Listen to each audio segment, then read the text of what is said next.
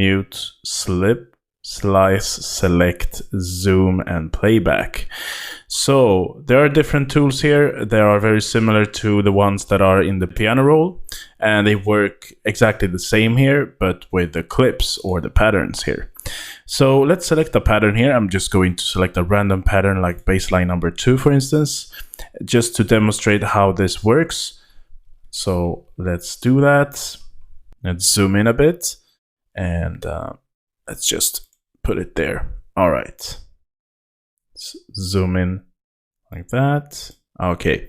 So here we have our baseline number 2, and because we have our paint tool enabled here, I can just draw out different patterns and clips like this.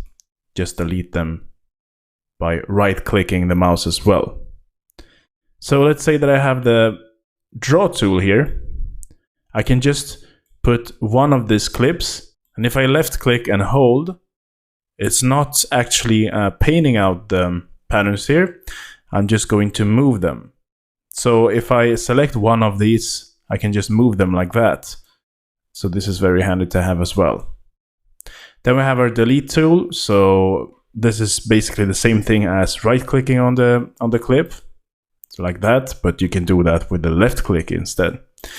Then we have our mute tool. So if I click on one of the clips, you will see it will get muted. If I click it again, it will unmute it. Then we have slip. You can see I'm moving the MIDI data inside of this pattern here. We have our slice tool. And this is basically how much and where you want to move or cut a pattern. Then we have our select tool here. You can select different clips like this. So let's say that I want to select 3. I can just do it like that. Then I can go to the draw tool and move all of these 3 clips. We have the zoom tool. You can just select what you want to zoom in. Like that. You can go even further like this, and you can just go to Command or Control and click to zoom out.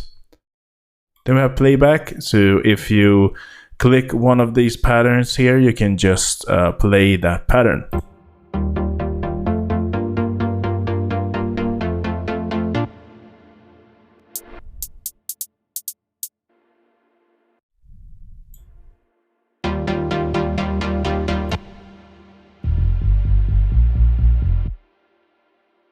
Just like that.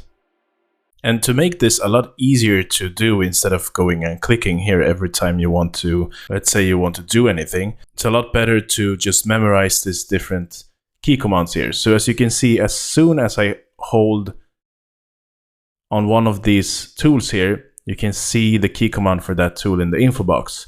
So you can see, for instance, the draw tool. If I click P, I just go to the draw tool.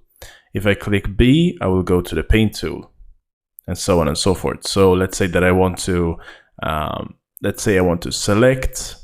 You can see, you can also see that if I right click and hold, I can do the same thing here.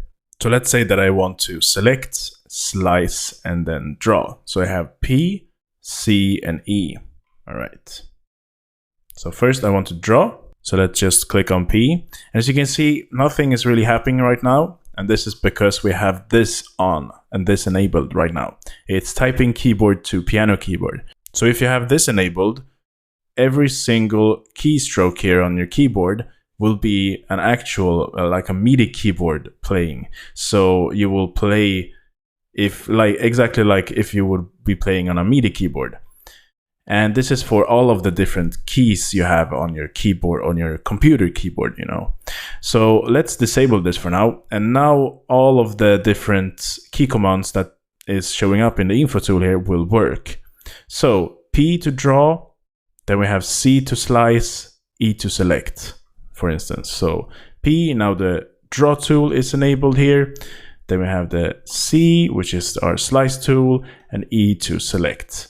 And you can just work very quickly by memorizing these different key commands here. There are a lot of different things you can do with these clips. So let's say that I want to, let's say, change color on this clip, for instance. So as soon as I just click on the left-hand side of the clip, you get a pattern clip options window. So as you can see, you can preview this, you can select source pattern, edit pattern, you can rename and color, change color, and so on and so forth. So let's say I want to rename and color just this clip here. So let's say that I want to call it chords alternative, because let's say that I changed it up a little bit. So I want to create a different color for this one, just so I can see that this clip is a bit different. So I can do it like that, and now you can see this clip, which is linked to this first one here, is changing the colors. And you can, if let's say that I want to do it with just this one and leave this one alone, because they are now linked, because they are the same pattern, I can make it unique. So let's say that I do it like this, and now you can see it created a new pattern for us, which is the same one, but this is now not linked with the first one. So let's say that I want to rename and color it. I can do it with this one, and you can see it's doing its own thing right now. What you also can do is to put the different pattern clips on whatever track you want here, basically. So it's not locked to the track that you have here. So you can just basically put it wherever you want. Say that I have a clip put in, let's say I have it somewhere around here, this side, on a new track like that. And you can see this is named something different, and the track is just named track 58 or track 59 in this instance. So what I can do here is to just rename it. I can go to rename color and icon, and I can call it chords pattern, and I can color it the same as our clip here, and that will be fine, you know. But what you can do is to just go and auto name. So now this will be the same name as our clip here, or as our pattern clip, and it will actually do the naming and coloring for us. All of the different tracks here, all the different patterns here are basically grouped together. You can see here in the vocal group, kick group, which contains a lot of different patterns here. So how do you group a track? It's very easy. Just go to the second track, the second pattern that you want to group with the first pattern. So let's say we have two patterns here. I just go to the second one,